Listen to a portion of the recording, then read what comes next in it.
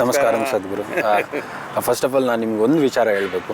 ನಾನು ಒಂದು ಸಾರಿ ನಿಮ್ಮ ವಿಡಿಯೋ ನೋಡ್ತಾ ಇದ್ದಾಗ you said one line, not exactly like this, maybe I cannot collect it. When you are enterprising nothing can stop you in the world ಅಂತ.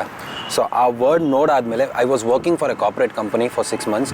ಅದು ಆ ವಿಚಾರ ತಿಳ್ಕೊಂಡ್ಮೇಲೆ I resigned it and I started my farming and also my agribusiness things. So I'm so happy for that. Thank you. And my first question is... This is a country. Okay. We are a developing country by definition. Yeah. A developing country simply means there are so many things that are yet to be done. Yeah, exactly. In this country, youth complaining about, I have no employment is a crime if you ask me. Exactly. Because there is so much to be done if you open your eyes and see. You can pick up any one of them and make it your part of your life. Exactly. But people are unfortunately gone through education system and a mental attitude, maybe family situations, which has made them believe they have to do some 9 to 5 sitting in the office kind of work. Exactly. In a developed country, it's very difficult to find an opportunity. Here, there is so much to be done. Right now, here there's garbage on this field. You can make a business out of this. You can do a vermicompost out of this. Yes, whatever, don't name it. Yeah. I'm saying you can make so many things out of it. Exactly. With every little thing you can do, because here, a developing country means a lot needs to be done. Exactly. So it's the youth who have to take it up and do it. If they don't know what to do, they can consult, they can, seek advice from other people, but they should not feel helpless, I don't have a job. That inspired me also. And Sadhguru, we all know that the population is increasing and the availability of agricultural land is decreasing. So what is the future prospects of agriculture in India? And what is the role of youth in that? Well, this increasing population we must curtail for sure. Yeah. So, this is in the hands of the young people, that they need to make sure that the population doesn't go beyond limits. Because there is only that much population the land can take. Exactly. But, is it a concern that we won't be able to grow enough food for 1.5 billion people? No. We just have to improve the methods of cultivation and how we do agriculture.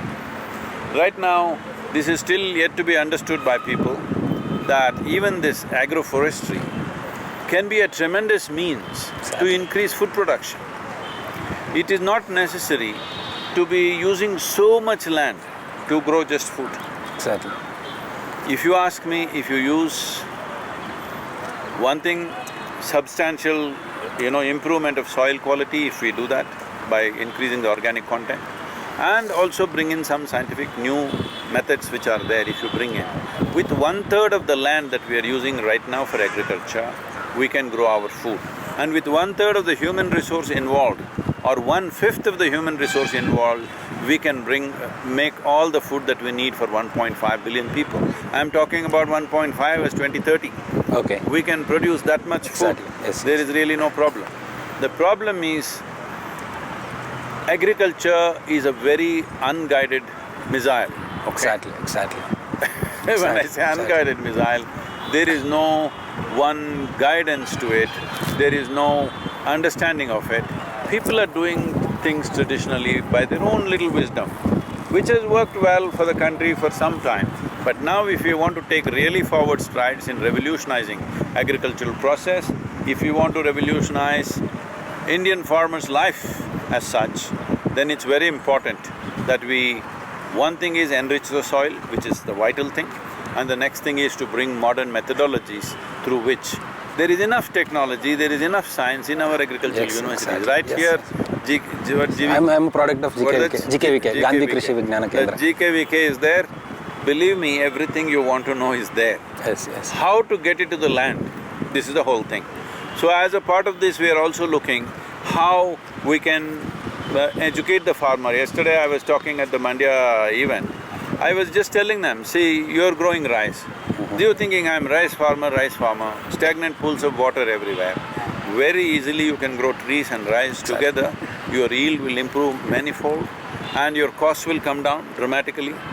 All this can be done. Yes. So, these methods have to go to the farmer. So we will see what we can do in the next coming 2-3 years. This education program we will run across these two states in the Cauvery basin. And we are also, somebody is offering 120 acres of land near Bangalore. Very nice. We want to set up a training center Super. and see how to train. All of you should participate. Absolutely, sir.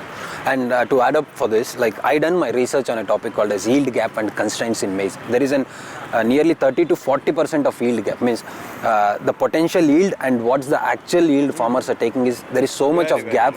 I have written a thesis on that, and I have made few objectives and I have done with that. That is true with every grain. Yes, yes, sir. Not just maize. Yes. But we have to stick for one particular for our thesis because we got only 2 years to complete our masters. That is the point. No, but I'm saying it is across the board true in India. Yes. Indian agriculture, everywhere there is a yield gap. Exactly.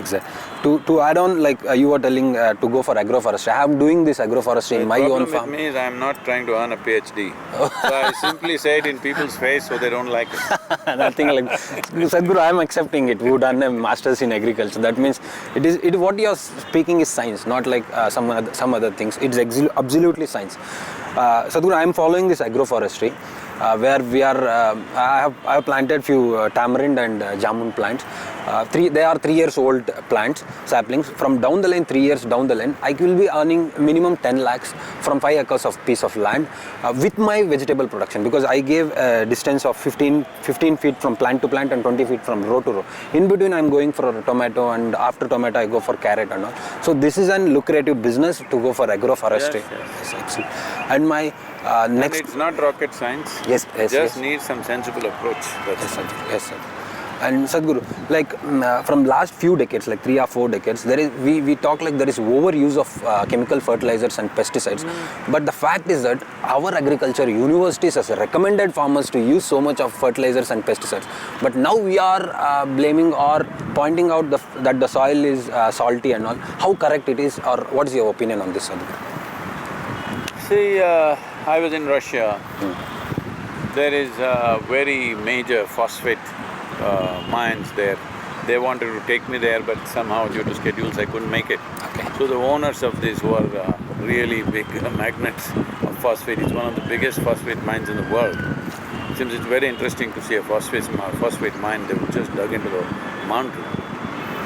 So they were saying, see, in India you are not using enough fertilizer.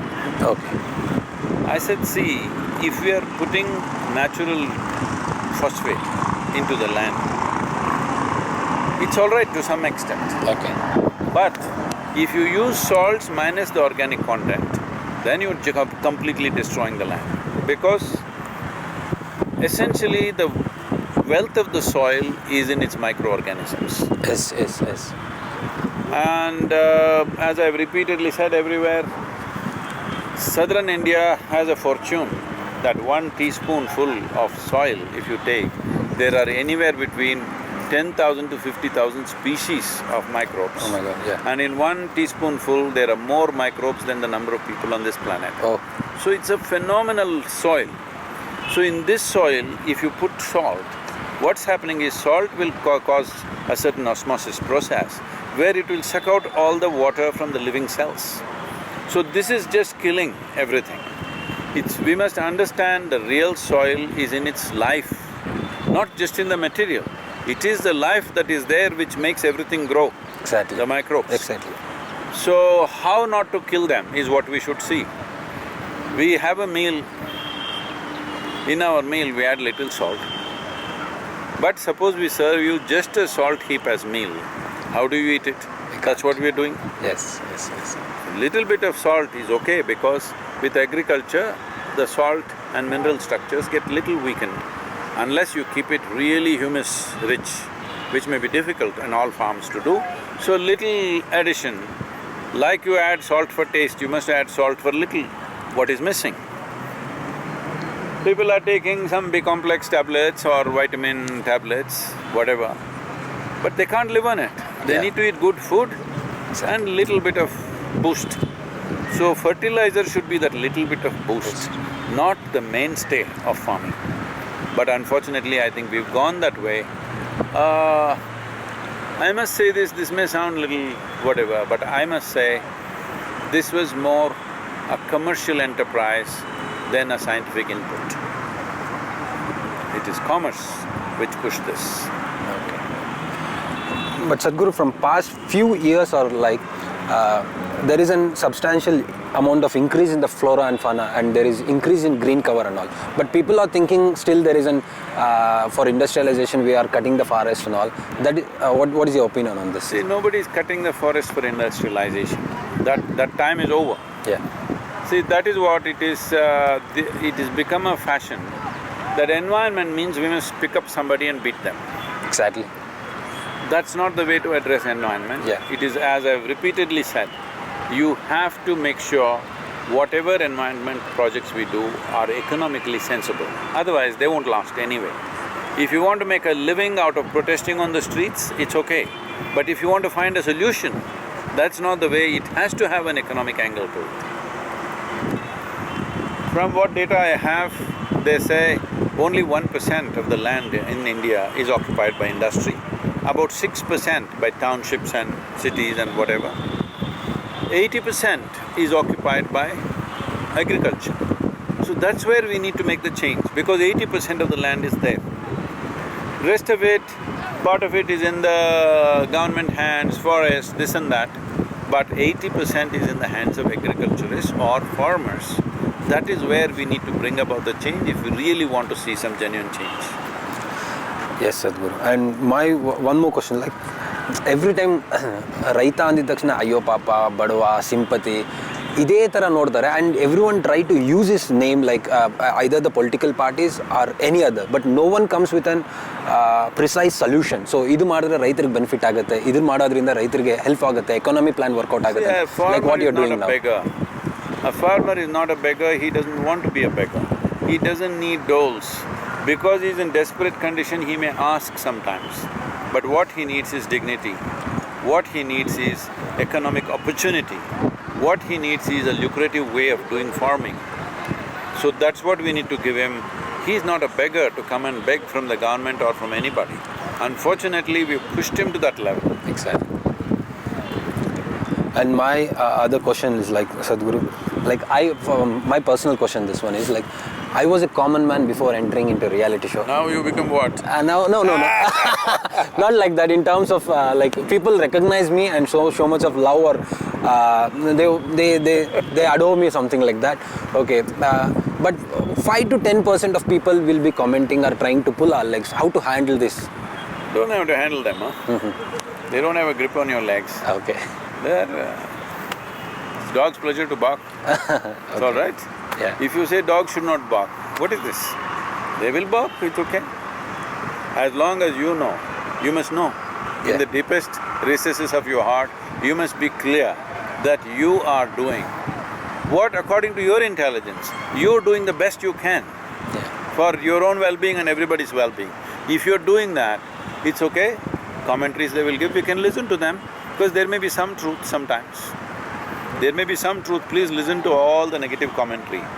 But it is not necessary they must decide the direction of your life, no. Exactly.